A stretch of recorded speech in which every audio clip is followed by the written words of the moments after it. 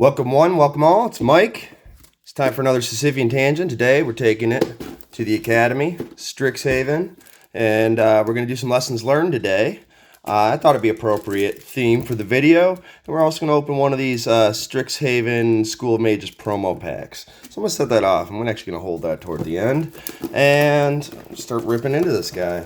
So, wow, that thing was on there good. So one of the first things, obviously, being that I am not a professional, doing this for fun, I have huge audience, as we all know, is that I have to pay way more attention to my volume, pacing, etc., as well as distance from the camera, and how quickly I go through it. Whoa, we get rare early on. Oh, the lesson thing. Yep. You can get rare early on.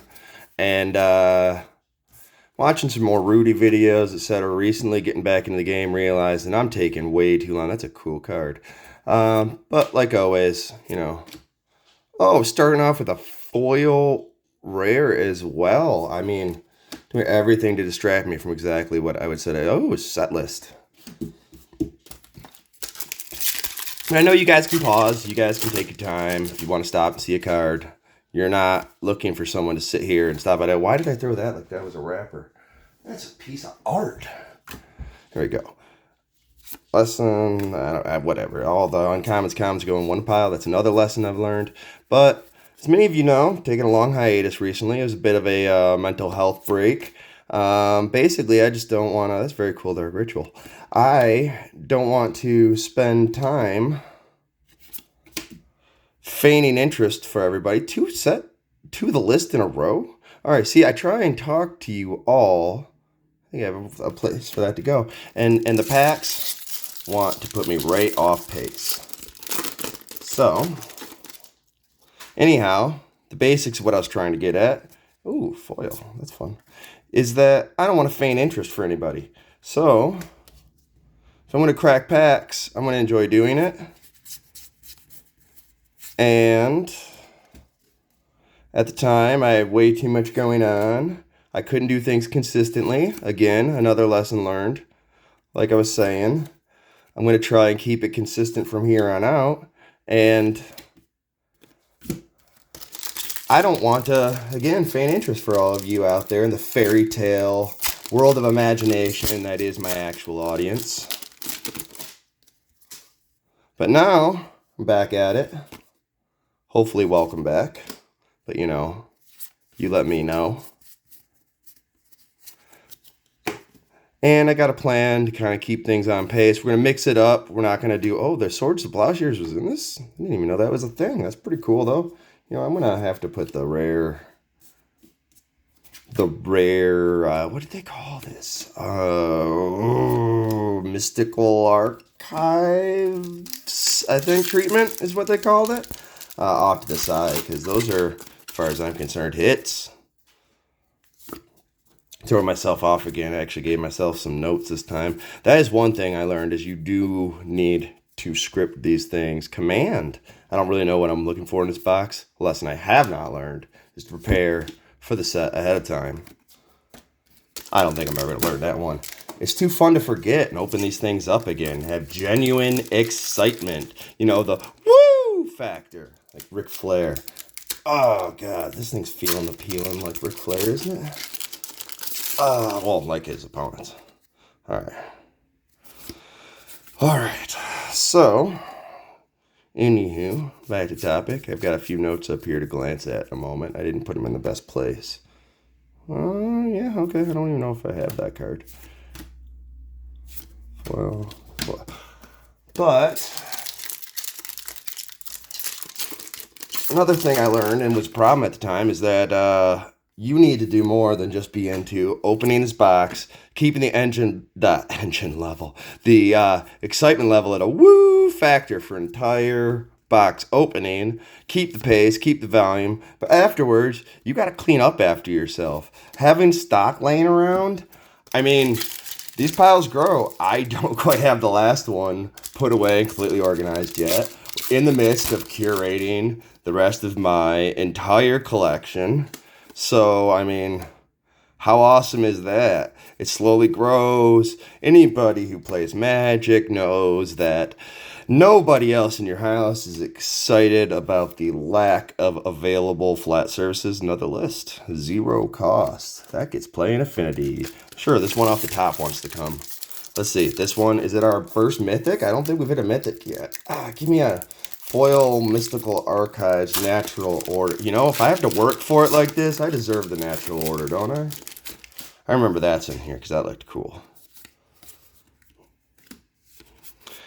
Anywho, getting all that stock put away is a job, and way more of a job than this part. This part's just fun. I get to talk to nobody. Oh, the avatar. I don't remember seeing that. That's very, very cool token. I'm going to have to remember to pull that one out later and use it. I don't remember for what. We'll find out. Maybe. Maybe the box will show us. But putting away all that stock is just... oh, man. And then, if you're like me, I'm obsessive compulsive. Not in a, I joke about it sense. Clinically. I have a meticulously curated collection. Ooh, that's fun. He could be a commander. That I am still curating to this day after years. I got a card catalog behind me, binders. Keep changing the way I want to do it. But you know what? I love doing it. However, doing every week a box, I have to allot some of my casual time to opening, special treatment, mythics. Is that good? Someone tell me if that's good. I don't know. Anywho, this week is going to be a whole lot of opening that stuff, or organizing that stuff, getting it put away, catching up on curating the rest of my collection, so I've even got the room in this house to put the stuff somewhere. Luckily, it's most of what I use my office for. Hell, I do most of my real work from the dining room table. I'm sure that's not healthy. I'm sure I'm not the only one out there doing it. Foil rare. Foil rare's fun. Poet's Quill. Equipment, lifelink. I like it. I'll take it. Woo! That is a Lotus Bloom. That's fun. That's a fun list hit. And on that note, you know what? Let's go. Let's keep this excitement rolling. Let's go for this promo pack. I have none idea what's in this pack, but thank you again, Pandemonium Games and Hobbies. Uh-oh. It was down here. It's kind of covered up now. Ooh, there, where I got this mat as well as a special prize. Draw for playing an event. Ingenious Mystery. Okay, gotta remember these got the little special emblems on. I'll keep them off to the side over there. Expressive Iteration. The only thing I was gonna ask for besides, just randomly commands, because I don't remember the rest of them are. I know this, it's got a ton of play throughout formats. Still does, I'm sure. Worthy Knight. Why not? He's fun. She's fun. She's fun. Cool. That was still blurry. Uh-oh. Hopefully nobody saw that. I'll have to go use that on Arena. Or see if nobody saw that. Before we go much further. I don't even know what that was for. Lesson learned. You could get that in there. Oh, don't pull the cards off camera. Oh, this is clearly a scam pack. Just trying to hype y'all for a set that isn't even out anymore. And I did pull a mythic. Why not? Ooh. Yeah. He's fun. I like him. Kind of keep this off to the side. Let's do it like that. Kind of go right to left if we can. You can still see the mythic symbols. Abundant Harvest. We got another rare. Special treatment. Foil. I think we always get foil. Always get foil, right? Yeah. Something like that. Alright, keeping this moving. I was not happy with my volume or consistency in the last video, which means whether I've kind of learned it or not, I haven't really learned it. It's not like riding a bike. Use whatever weird analogy you want. But I promise lessons learned. More than just that. I mean, I guess I should answer what kind of lessons learned, but I didn't. Whatever. Magic lessons. That's the whole point. Related to the game and my playing of it. That's fun foil special treatment. So another thought I wanted to put out there is the professor's advice is real. Buy singles. Don't buy these. Sit and open them by yourself, hoping to get back your investment. Go buy what you want. When it's standard, you like bulk rares right off the bat, go buy them while they're a couple bucks. Go get yours. Don't bother cracking a ton of packs looking for it, because it's not the best way to go. Another rare, and I believe that one's a bulk rare, but all the same. Another rare list hit. I assume they're all, well, actually, I have no idea what the rarity of the list is like. Like everybody else in the world, I have no idea what's actually on the list at any given time. And this is a different time. So I got really no idea. That seems like a good card. Like that. Where was my rares? There's rares. Never going to get good at the piles. Don't ever expect it. I'm getting sloppier every single time for the sake of pace. But for real, buy singles. For example, when MH2 came out, I bought some pre-release to have fun. If you want to buy a draft box, have booster draft, or I'm just gonna put these in the same pile. Booster. Well, no, I'm not. I already went this far. Booster draft or sealed. Personally, I love sealed. That's a great way to do it. If you're gonna sit and open them by yourself, try another list card. Interesting. Recover. All right. Just go buy the cards instead. I'm going to use an example of Modern Horizons 2. It came out recently. I bought some pre-release stuff, and from there, I've bought a ton of the fetch lands. As soon as they seem to dip in price, take a look. Don't buy into some weird hype. Buy into a spike. I mean, it's much like stock market, buy the dip, etc. And, I mean, you don't have to know anything about stock market. I really don't.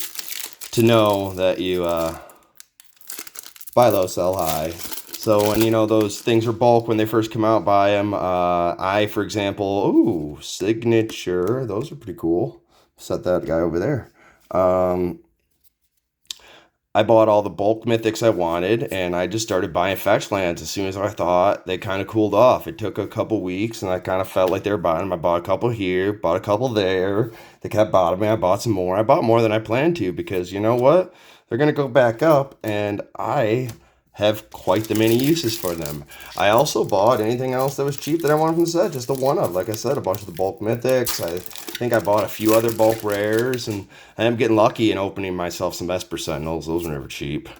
But, I mean, yeah, did I miss a bunch of commons? Oh, Prismari Command, that's a good card. Sure, I missed a bunch of commons from that set. Oh, well. I can buy those. And perhaps as Quad Masters or whatever else decides to come out and somebody loses a little excitement, it might go down a little bit before it goes up. A lot like Modern Horizons 1. We'll see.